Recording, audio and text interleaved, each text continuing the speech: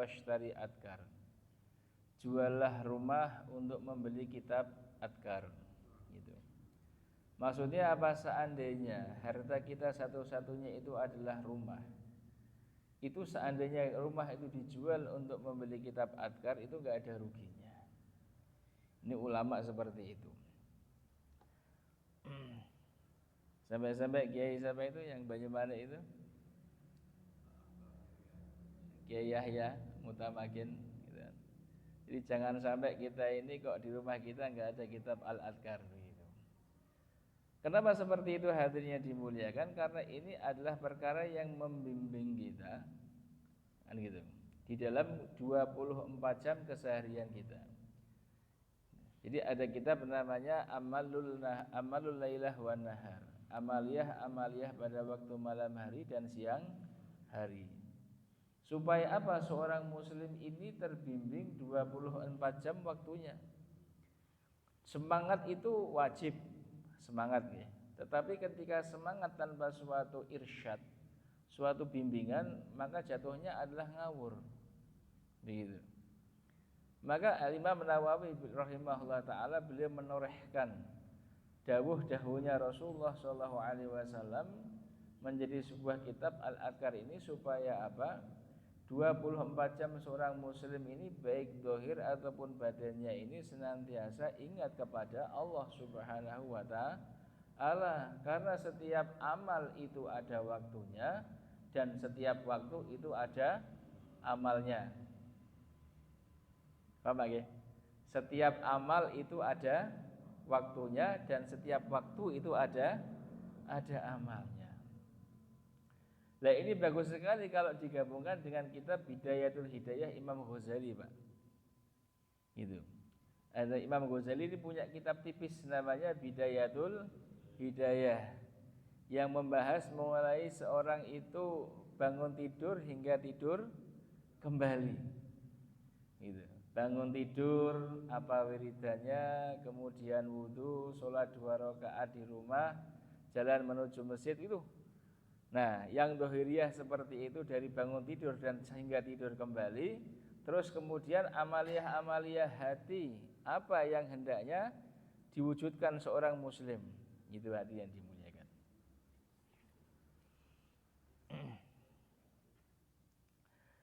Hati yang dimuliakan Allah Ta'ala, kita lanjutkan lagi mengenai pembahasan kita yang belum selesai.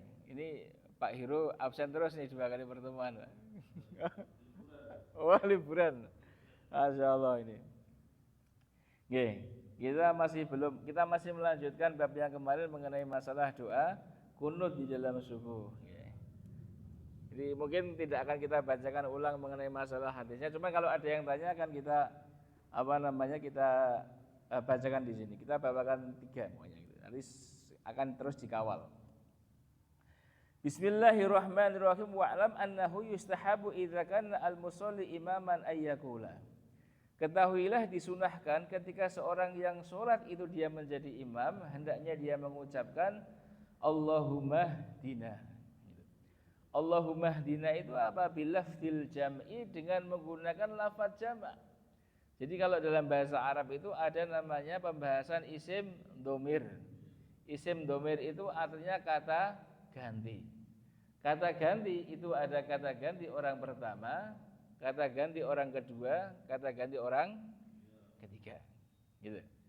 Kata ganti orang pertama namanya mufrad, kata ganti orang kedua namanya tasniyah, kata ganti orang ketiga namanya jamak. Nah ini kalau yang pernah belajar bahasa Arab, khususnya belajar tasrif, maka paham di sini. Nah, yang namanya isim domir itu ada rujuknya. Ada rujuknya. Maka ada sebuah maqalah di dalam kitab itu Alfiyah Ibnu Malik, barang siapa yang tidak mengetahui domir, maka dia tidak akan mengetahui rujuknya. Nasihatnya begini. Domir itu adalah kata ganti yang kalau di dalam ilmu rohaniyah disebut sebagai hati. Barang siapa yang tidak mengetahui ilmu hati, maka dia tidak akan kenal sama siapa itu Allah, begitu kan. Keren ya, gitu. Gitu. Jadi kata Sayyidina Ali, kullu syai'in salasatun. Setiap perkara itu ada 3 hal. Gitu. ada 3 hal. Yang pertama adalah dohirun. Yang kedua adalah mudmarun. Yang ketiga adalah ma laisa lahu dohirun wa laisa lahu mudmarun. Apa itu artinya? Setiap perkara itu ada 3 hal. Yang pertama adalah perkara yang dohir, yang nampak. Nggih. Dhewe salat nggo klambi niku nampak. Kita dari rumah ke masjid itu nampak. Begitu. Yang nampak-nampak lah gitu. Yang kedua adalah mudmarun, sesuatu yang tersembunyi. Nah, sesuatu yang tersembunyi ini ada di dalam hati kita. Yang mana Rasulullah SAW ngendika di dalam masalah hati ini ada hadis innamal a'malu binniyat. Bahwasanya segala sesuatu itu tergantung dari niatnya. Nah, kalau sudah urusan niat itu hadirin yang dimuliakan, yang tahu itu hanya kita sama Allah. Gitu. Yang tahu kita hanya Allah. Baik tidaknya seorang hamba itu dilihat dari hatinya. Kalau memang niatnya itu baik, nanti lolos screening besok di hari akhirat. Tapi kalau niatnya itu sudah ada unsur-unsur yang lain, di hari akhir nggak bisa ditipu. Seperti orang ngirim paket, alamatnya salah. Sampai enggak kira-kira? Enggak akan sampai. Bahkan alamatnya bukan hanya 1, alamatnya 2, 3 atau 4. Ini yang betul yang mana? Kalau alamatnya sudah 2, 3 atau 4 berarti ada kesyirikan di dalamnya. Gitu. Kemudian yang ketiga, ma laisa lahu dhahirun wala mudmarun. Perkara yang dia bukan perkara dhahir juga bukan perkara yang batin. Wa aktsarun nasi yatafadaluna ala ma laisa lahu dhahirun wala mudmarun. Kebanyakan manusia itu berlebih-lebihan di dalam perkara yang bukan perkara dhahir, bukan perkara batin. Alias yang ora patek penting begitu. Ini hati-hati. Jadi ini sebuah nasihat bagi kita. Ini sebuah nasihat bagi kita. Nah, dari perkara dhamir saja ini menjadi sebuah nasihat. Nah, kita kembali kepada perkara yang dohir dulu nih Pak. Kalau orang itu jadi imam, maka hendaklah dia ketika membaca doa menggunakan lafaz jamak. Wa kadzalika al-baqi walau qala ihdini. Demikian juga pada semua bentuk sigot doa atau segala macam bentuk doa ketika dia diminta untuk memimpin doa bersama, maka jangan menggunakan lafaz yang sifatnya adalah mufrad. Mufrad itu tunggal yang kembali kepada diri sendiri, tapi menggunakan lafaz jamak yang kembalinya kepada semuanya. Jadi kalau misalkan dilafadzkan begini, Allahumma hdina fiman hadait wa afina fiman afait wa tawallana fiman tawallait wa barik lana fiman tawallait. Nah, begitu. Wa barik lana fima a'tait wa qina bi rahmatika syarra ma qadait. Nah, nanti ada fa innaka taqdi la yuqdu alaik. Nah, kalau misalkan imam baca doa dengan keras, fa innaka taqdi wa la yuqdu alaik, jawabnya apa, Pak? Amin atau apa? Kan kalau Allahumma hdina fi man hadait, amin. Terus wa afina fi man afait, amin. Kan itu. Terus kemudian ketika imam baca fa innaka taqdi wa la yuqdu alaik, jawabannya adalah bala. Bala itu betul. Fa innaka taqdi wa la yuqdu alaik, sesungguhnya engkau wahai Allah zat yang maha memutuskan segala perkara, wa la yuqdu alaika, dan tidak ada seorang pun yang bisa memutuskan perkara engkau. Bala, betul. Nah, itu. Baru kemudian nanti ketika ditutup dengan sholawat sallallahu ala sayyidina Muhammadin nabiyil ummi wa ala alihi wa sahbihi wa baraka wa salam, baru dijawab ulang amin. Nah, gitu. Dan ya.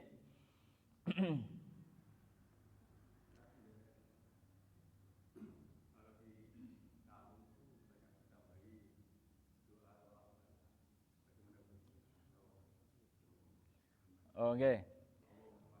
Nggih. Bagaimana kalau seandainya ditambah dengan doa tolak bala? Ya.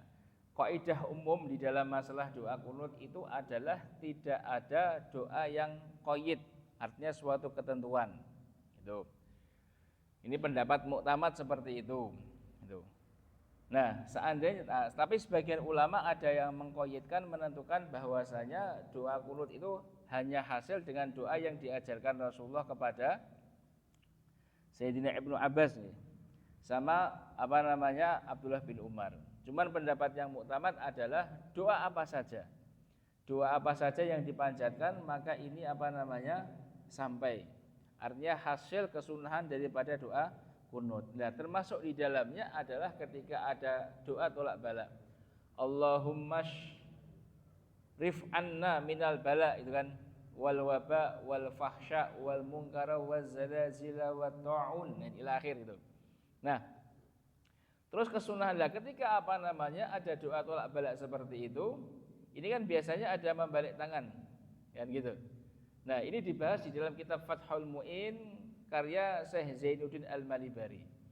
Ketika kalimatnya itu Allahumma syrif anna minal bala, maka syarrafa Allahumma syrif anna minal bala, posisi tangan masih tetap mengadahkan ke atas. Tapi ketika doa lafadznya Allahumma kshif anna, kashfun, maka tangannya dibalik. Kenapa? Ketika kashfun, maka bala itu sebenarnya belum datang. Ketika kashfun Allahumma kshif anna minal bala, bala ini belum datang. Berarti jaga-jaga supaya jangan sampai kita terkena bala. Tapi ketika Allahumma syrif anna minal bala, jangan dibalik tangannya. Posisi tangannya tetap menengadahkan ke atas. Gitu. Ngerti nggih? Nah, termasuk juga ketika ada nazilah juga seperti itu. Itu termasuk bagian dari kunut nazilah itu Pak Subhan. Ada wasyrif anna sama waksyif anna. Ini dulu Pak Mas Yadi paling sering pakai itu Allahumma syrif anna minal bala wal waba wal fahsya wa ta'un wa zalazila itu. Apa? Enggak, dulu Pak Mas Yadi yang di sini. Ya, Pak Mas Yadi. Kiai kita dulu yang awal ya itu. Sering kalau beliau imam subuh pakainya yang itu. Ada nazilahnya itu. Itu sudah masuk bagian dari nazilah di situ. Terus kemudian dengan doa-doa yang lain panjang yang sifatnya itu tolak bala itu sampai. Terus kemudian kenapa kok jangan kita menggunakan lafadz mufrad. Beliau menjelaskan walau qala ihdini husila al-qunutu, kalau seorang dia menggunakan imam ya.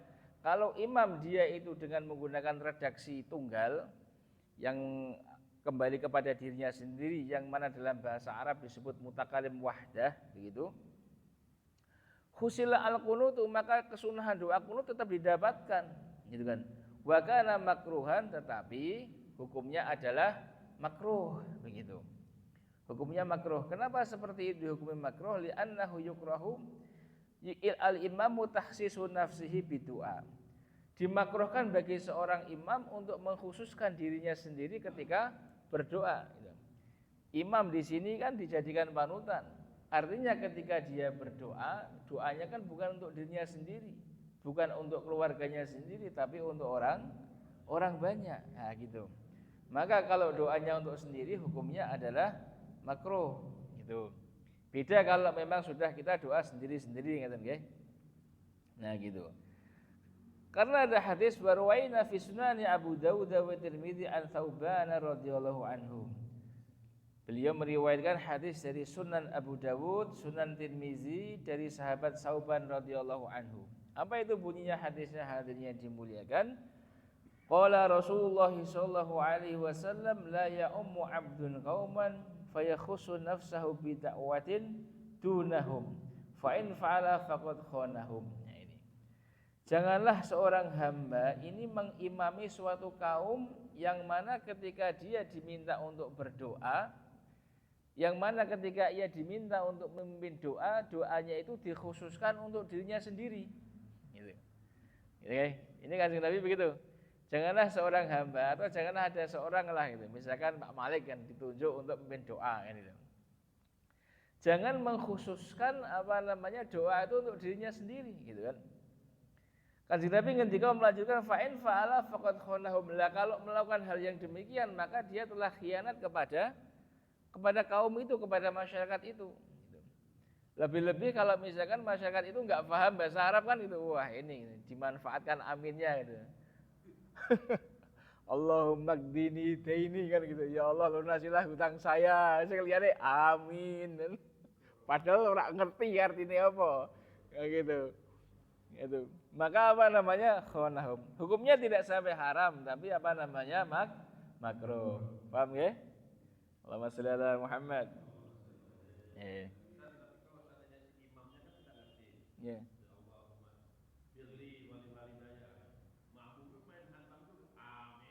Nah, ini ada satu mencegahnya kalau kadung doa ya. Pas sholat apa enggak ini Pak? Kalau Pak sholat gini, ada kalau nggak salah dalam kitab namanya Raudhatul Ahbab ini saya baca. Ini posisinya hampir sama. Kitab yang menerangkan mengenai masalah zikir dan doa keseharian. Jadi ada doa-doa Rasulullah atau kalau nggak di Raudhatul Ahbab di Fathul Mu'in mengenai masalah doa dan zikir. Ada doa-doa Rasulullah yang redaksinya itu mufrad, tunggal, mutakalim wahdah, tetapi tujuannya adalah untuk jamaah, itu juga ada. Misalkan ketika kita doa menggunakan Al-Quran, doanya seperti ini, Rabbij'alni muqimas sholati wa min dzurriyyati Rabbana wa taqabbal doa. Nah gitu. Apakah Rabbij'alni diganti dengan domir jamak? Rabbij'alna muqimas sholati wa min dzurriyyatina Rabbana wa taqabbal doa. Nah itu. Maka ada ulama yang berpendapat tidak perlu karena ini Al-Quran. Dan banyak doa-doa Rasulullah yang sighotnya, bentuknya itu adalah mufrad, tetapi maknanya adalah untuk jamaah itu. Berarti kudu husnudzon Pak Hiro.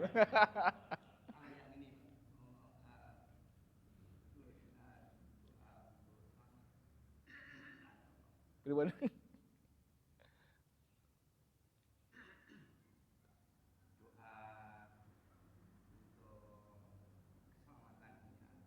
Nggih. Allahumma inna nas'aluka salamatan fid dinina. Nggih. Nggih. Nggih. Nggih. Nggih. Nah, ini kalimat awalnya Allahumma inna nggih. Inna nas'aluka. Nah, kalau kalimat awalnya sudah menggunakan Allahumma inna nas'aluka, itu sudah jamak, Pak. Karena apa? Inna ini adalah kalimat kalimat isim, kalimat huruf taukid yang sudah digandeng dengan domir jamak. Kemudian masuk kepada fi'il mudhari' nas'aluka. Nas'aluka dengan huruf mudhari'ahnya nun. Bermakna jamak juga gitu. Yang mutakalim wa ma'ahu ghairuhu gitu. Faedahnya itu. Kalimat ini sudah bermakna jamak. Seandainya akhirnya tadi tidak harus dengan menggunakan domir jamak di akhir fidinina, tidak masalah. Karena sudah di awal sudah disebutkan Allahumma inna nas'aluka salamatan fiddin. Nah gitu. Boleh. Di depan sudah menggunakan bentuk kalimat jamak gitu. Kalau tunggal itu as'aluka. Kalau tunggal Allahumma inni as'aluka. Itu tunggal, berarti kepada saya. Tapi kalau bareng-bareng Allahumma inna nas'aluka. Nah, begitu. Oke? Jadi kudu pinter-pinter, Pak, gitu. Nggih. Lah nek daerah misal kayak di Ungaran ini longko-longko sing mondok ora patek iso ngerti nahwu, aman Pak, selamat dengan Pak. Gitu. Geser sithik itu kan ke Meteseh sana itu. Wah, ini banyak yang mondok itu. Wah, itu baru main doa disinggung. Wah, sampean kok ndomire kok pribadi ngono ki, main individu sampean. Bener nggih? Ya gitu. Jadi perlunya kita itu belajar bahasa Arab itu seperti itu. Jadi janganlah sampai kita ya buta-buta banget lah dengan bahasa Arab kan itu. Hidup itu cuman sekali dan bahasa ahli surga itu besok bahasa Arab, Pak. Bahasa ahli surga itu besok bahasa itu akan diilhamkan gitu. Jenengan ora usah kudu sinau tapi besok fasih. Tapi mosok ya ora isin biyen ning donya nggo basa Arab ora. Ya ora wong aku wong Jawa. Lah tau sinau apa ora? Ya ora lho piye to. Gimana? Termasuk bahasa alam barzakh itu. Dan itu akan diilhamkan seperti itu. Akan diilhamkan, orang itu akan bisa. Karena bahasa asasinya ruh itu di alam ruh menggunakan bahasa Arab. Ya alhamdulillah teng griya kita sudah mulai, kita buat takhasus untuk 4 bulan bisa baca kitab kuning di rumah itu. Baru putri monggo kan kalau ada yang mau berniat belajar, artinya kita belajar bahasanya Rasulullah. Dalam rangka cinta sama Rasulullah itu kita belajar bahasa Arab begitu. Orang kita sidik-sidik kan begitu, oke. Orang kita sidik-sidik gitu. Kenapa belajar bahasa Arab? Untuk jadi TKI apa? Oh enggak, karena saya cinta sama Rasulullah. Kemarin itu ada orang nuwun sewu sebelah orang Arab ya. Jalan-jalan itu, saya ajak ngomong pakai bahasa Arab, kaget Pak. Saya ajak sholat dulu, maghrib jalan-jalan. Nanti sholat di rumah. Saya bilang haram sholat di rumah. Loh, kalau mazhab Imam Hambali kan haram Pak. Saya bilang haram sholat di rumah itu. Ya kan, masya Allah gitu. Ya saya gojeki tapi kan gojekannya pakai fikih, gojekannya pakai fikih gitu. Kalau Pak Malik suruh pakai daster. Nek surat ning omah nggo daster wae kan gitu. Mohon lanjut lagi. Bentang rampung kita lanjut bab selanjutnya. Bismillahirrahmanirrahim. Faslun. Ikhtalafa ashabuna fi rafil yadaini fi du'ail qunuti wa mashil wajhi bihima. Nah, ulama-ulama Syafi'iyah ini berbeda pendapat mengenai mengangkat tangan di dalam doa kunut dan mengusap wajah dengan kedua telapak tangan. Perbedaannya ala salasati aujuhin, ada 3 pendapat. Asauha annahu yustahabu raf'uhuma wa yamsahu al-wajha. Yang paling sahih di antara pendapat ini adalah ketika doa tangan diangkat seperti ini dan setelah selesai doa tidak mengusapkan tangannya ke wajah. Jadi cukup Allahumma hdina fiman hadait. Kalau makmum ya amin gitu. Setinggi begini. Orang semang dhuwur-dhuwur gitu. Ya jangan begini-begini juga, pas begini. Jadi amamus sadri. Allahumma segini kan, Pak. Kan ada sing ya ora niat kan, amin kan begini, ono sing keduren begitu kan. Yang pas gini kan.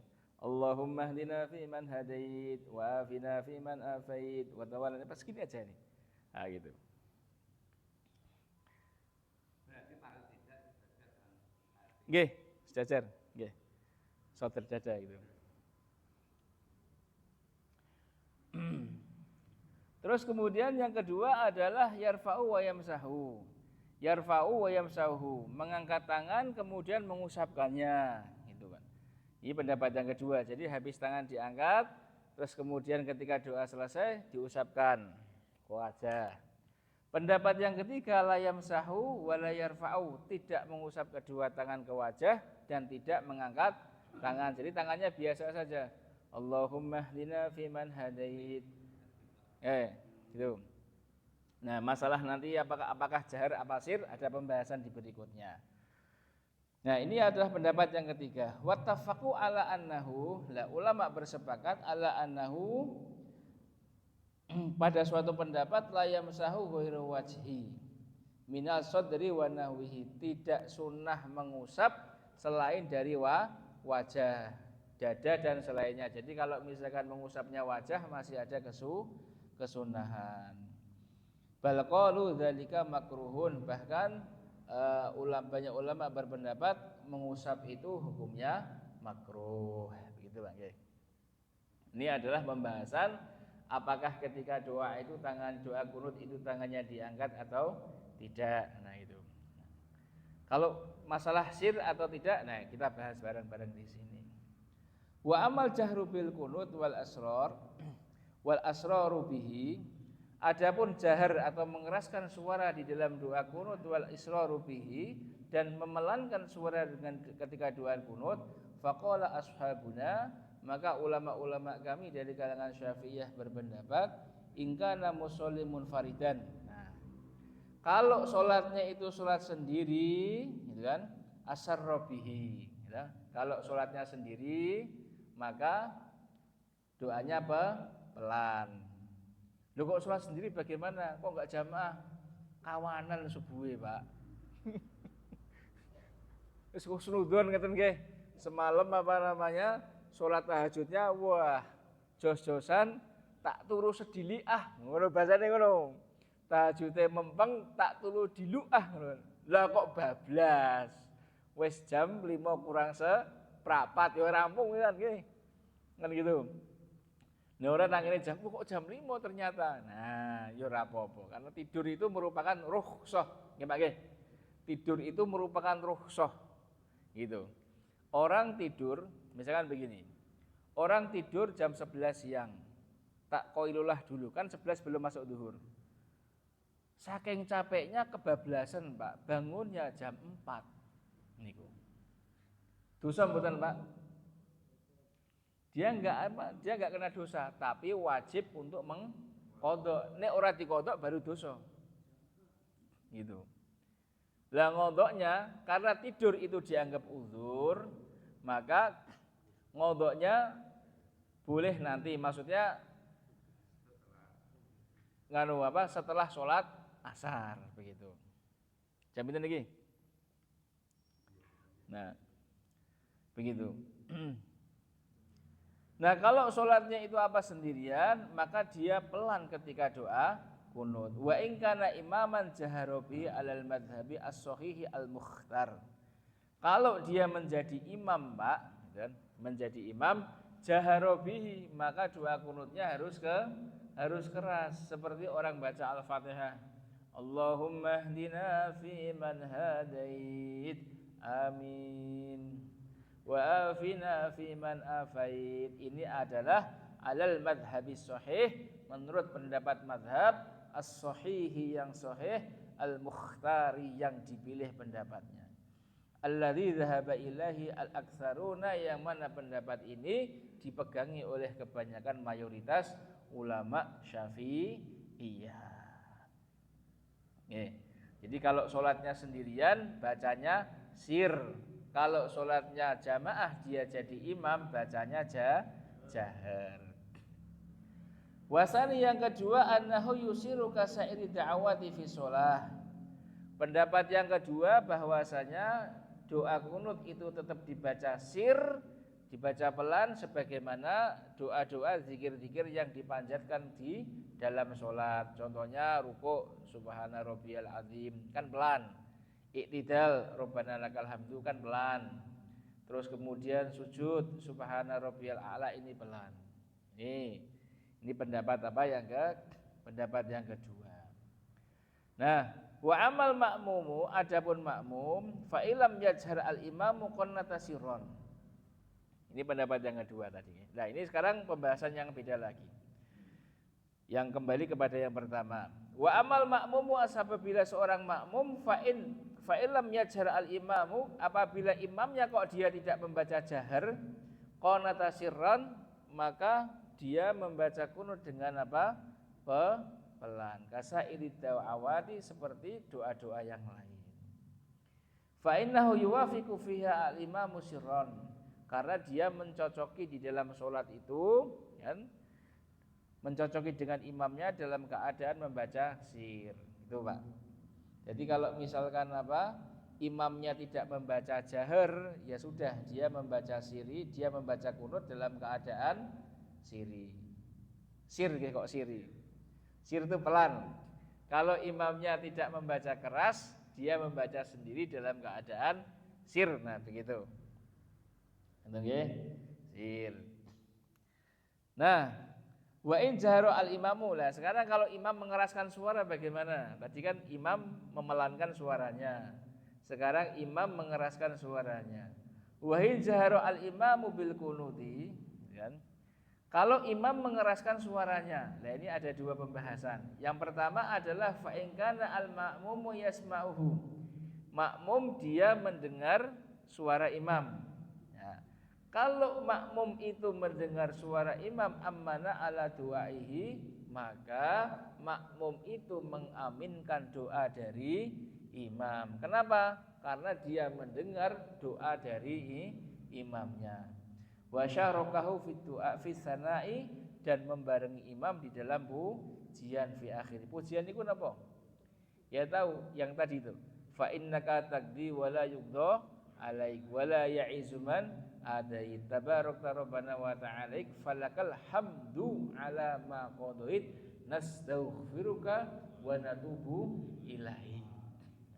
Nah, ini dulu Pak Mas Hadi seringnya dalam pembahasan ini beliau pelan nih. Ketika sampai fa innaka taqdi wa la yuqda alaik wa la ya'izu man adait, itu pelan. Lah kita anak-anak kan bingung, kok ora diwaca banter. Lah kan ora hafal, udah cilik-cilik kan begitu. Gitu. Ya seusia alis, pondra begitu wes. Ya Mas lagi. Pokoknya Itu kemakruhan atau ada risalahnya? enggak, ada kesunahannya dua. Dalam fa innaka taqdi wa la yuqda alaik itu ada dua kesunahan. Bisa jahar, bisa sir. Kalau imamnya baca sir, kita juga baca secara sir. Tapi kalau imamnya jar, fa innaka taqdi wa la yuqda alaik bala. Fa innaka la apa? Lali nih ini. Terus wala wala yadillu man walait bala. Terus sampai akhir wa nastaghfiruka wa natubu ilaik bala. Nah, begitu. Baru ketika wa sallallahu ala Muhammadin wa ala alihi wa sahbihi wa baraka wa salam. Amin. Nah, gitu. Paham nggih? Nah, gitu.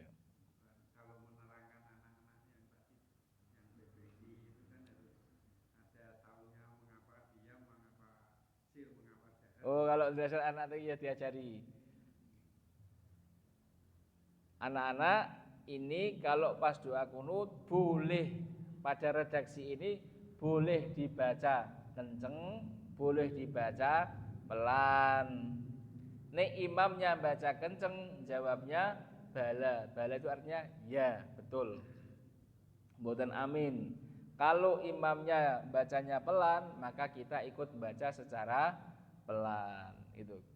Maka termasuk apa namanya? Setoran wajib anak-anak TPQ itu yang pertama Al-Fatihah. Dulu ketika pas kita kecil Al-Fatihah, terus tahiyat. Al-Fatihah itu kan rukun qauli.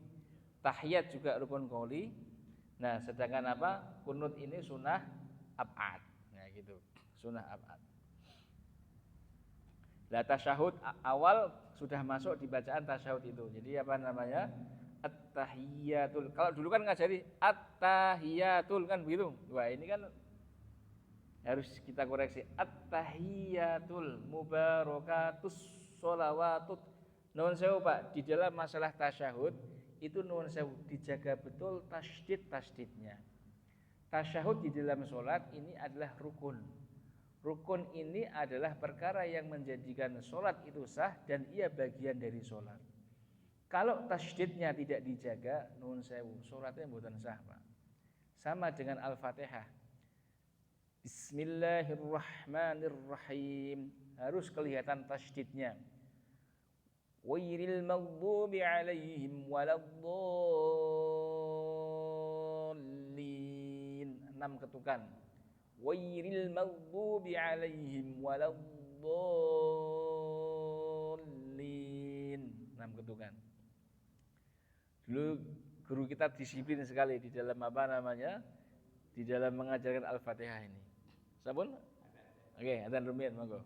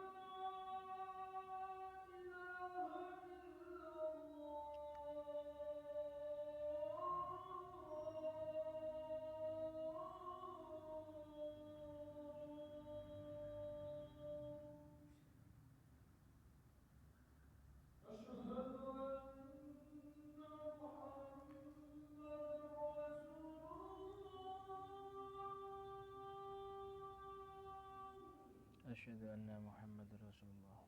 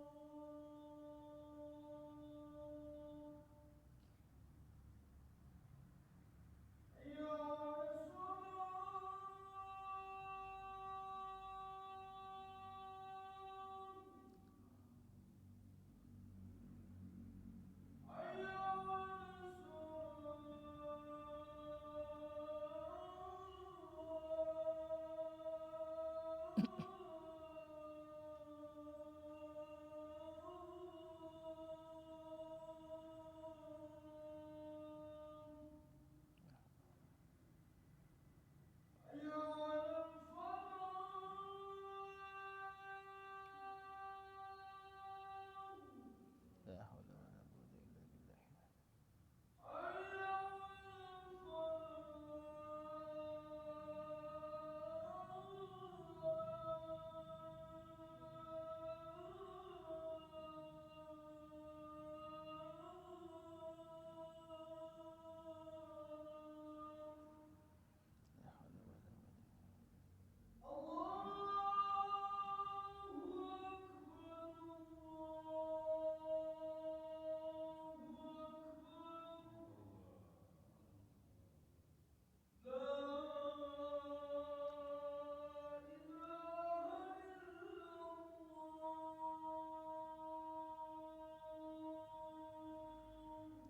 La ilaha illallah Allahumma rabbah idza wadita ma wa suratil qawaimah hadi Muhammadil ladzi wasfihi wal fadilah bal maqam mahmud.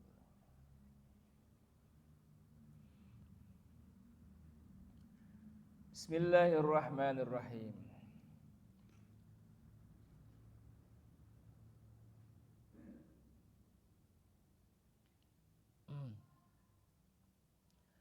Tadi kejadian pertama adalah ketika makmumnya itu mendengar suara imam.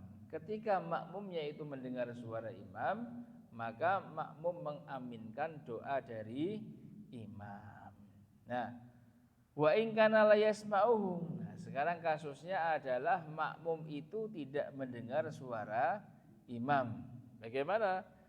Ketika makmum itu tidak mendengar suara imam, qanata sirran, maka makmum itu membaca doa kunut sendiri dalam keadaan sir, gitu.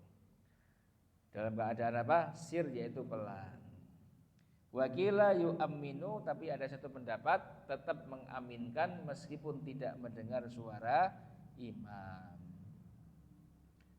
Satu pendapat lagi, lahu ayyusyarikahum asimaihi, gitu kan. Yaitu sama baginya adalah membarengi imam pada perkara yang ia dengar, gitu kan. Ada yang dengar. Jadi sak krungune apa itu yang diaminkan. Wal mukhtaru al awalu, adapun pendapat yang dipilih itu adalah yang pertama. Apa itu Pak pendapat yang pertama? Pendapat yang pertama itu adalah ketika dia tidak mendengar suara imam, maka dia membaca doa kunut dalam keadaan sir. Masalah tangannya diangkat apa tidak, itu tadi sudah dibahas masalah apa? Ikhtilafnya nggih. Itu yang muktamad diangkat tangannya. Sekiranya tidak mengangkat tangan tidak apa-apa itu. Satu paragraf lagi Pak, kita lewati pembahasan doa kunut di dalam masalah surat subuh. Wa amma ghairu subhi, sekarang kunut selain surat subuh. Nah, gitu. Wa amma ghairu subhi idza qanata fiha. Adapun doa kunut selain salat subuh, ketika orang yang salat itu ketika orang yang salat itu memanjatkan doa kunut pada salat-salat tersebut, haitsu yaqulu bihi, ketika dia mengucapkannya. Bagaimanakah caranya? Fa in kana jahriyatan, apabila salatnya itu adalah salat yang jahar. Salat yang jahar berarti maghrib sama isya. Fa in kana jahriyatan fa hiya al-maghribu wal isya'u, yaitu salat maghrib dan salat isya, fa hiya kasubhi, maka tata caranya adalah seperti salat subuh. ala ma taqaddama sebagaimana yang tadi sudah dijelaskan. Wa in kana dhahran au aslan, apabila salat yang dikerjakan itu yang ora banter-banter suarane, alias salat zuhur dan salat asar, fakila yusirru fiha bil kunut, satu pendapat adalah doa kunutnya adalah sir, yaitu pelan. Wakila satu pendapat doa kunutnya itu adalah jahar kasubhi sebagaimana sholat subuh. Loh kok pendapatnya akeh men to iki? Lah inilah Pak. Yang namanya riwayat itu seperti itu. Jadi apa namanya Rasulullah itu jangan heran ya kalau kita belajar kitab-kitab induk di sini ada, saya ambilkan 3 induk, ada Sahih Bukhari, ada Sahih Muslim, ada Sunan Tirmidzi gitu kan. Yang lain masih di rumah Pak, kawan-kawannya masih di rumah. Ini aja berat banget Pak ini. Masya Allah, berat ini. Ini jadi emas tumbas apa Pak? Nah, kalau kita belajar hadis-hadis induk itu hadirin yang dimuliakan, ternyata Rasulullah itu melakukan suatu perkara itu bukan hanya satu saja, banyak begitu kan. Lah, hal inilah yang menjadi periwayatan itu berbeda-beda begitu. Misalkan dalam masalah surat kunut subuh ini, yang mensahihkan itu adalah Imam Syafi'i dan Imam Malik rahmatullah alaih. Sedangkan muridnya sendiri yaitu Imam Ahmad bin Hambal ini tidak mensahihkan. Imam Abu Hanifah juga sama gitu kan. Tapi ini sudah khilaful aula, artinya perbedaan pendapat yang muktabar begitu. Muktabar. Apakah Imam Ahmad enggak mengetahui dalil yang sahih? Tahu. Apakah Imam Abu Hanifah enggak tahu yang sahih? Tahu. Tapi yang dipilih adalah saya milih yang ini kan begitu. Karena yang beliau anggap ini yang paling rojeh seperti itu. Nah, lebih-lebih kalau mazhab Hanafi itu lebih mengunggulkan hadis yang datangnya dari Sayyidina Abdullah bin Mas'ud. Gitu, Pak. Kenapa seperti itu? Karena Imam Abu Hanifah itu tinggalnya di Kufah. Sayyidina Abdullah bin Mas'ud itu adalah ulama dari kalangan sahabat yang ditugaskan untuk bermukim di Kufah. Maka hadis-hadis yang datang dari sahabat Abdullah bin Mas'ud itu lebih didahulukan daripada yang lain. Gitu. Nah, dengan adanya ikhtilaful ulama ini memudahkan umat untuk apa? Untuk mengamalkan agama, gitu. Sehingga cara pandang itu luas, gitu. Seperti yang kemarin ketika Ramadan itu ada Profesor Ati As-Sumbuti. Beliau ini dekan Fakultas Fikih. Beliau spesialisnya fikih muqaranah, Pak. Perbandingan antar mazhab begitu. Jadi jangan heran kalau misalkan beliau ahli fikih pidato pakai jas tanpa peci seperti itu. Gitu. Ya kita terima-terima saja, gitu kan. Nanti kalau kita disuguhi dalilnya malah repot lagi kita. Dulu zaman Rasulullah masih hidup itu ada banyak sahabat yang enggak nutupi kepala, enggak kuat beli ya. Rasulullah enggak Cuman kalau makomnya sahabat itu makbul semuanya. Hadisnya makbul.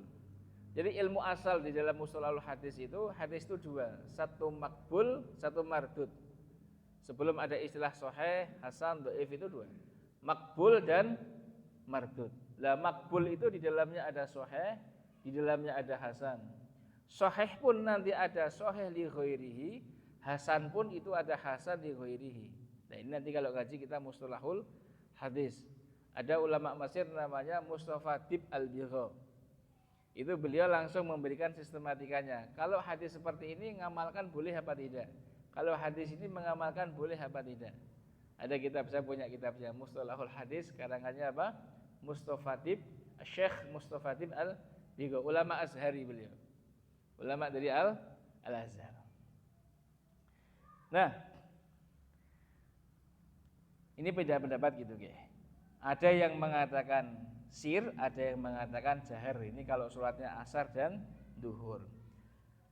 Wal haditsu as-sahihu fi qunuti Rasulillah sallallahu alaihi wasallam alal ladzina qutilu al-qura'u bi bi'ril maunata.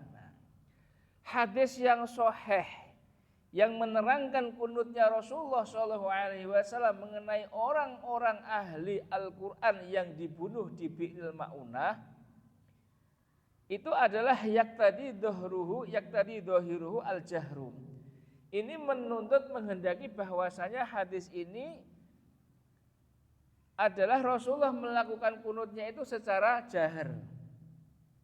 Fi jami'i sholawati, pada keseluruhan sholat. Jadi ketika kunut nazilahnya Rasulullah selama sebulan itu subuh nggih jahar, duhur nggih jahar, asar nggih jahar, maghrib isya nggih jahar.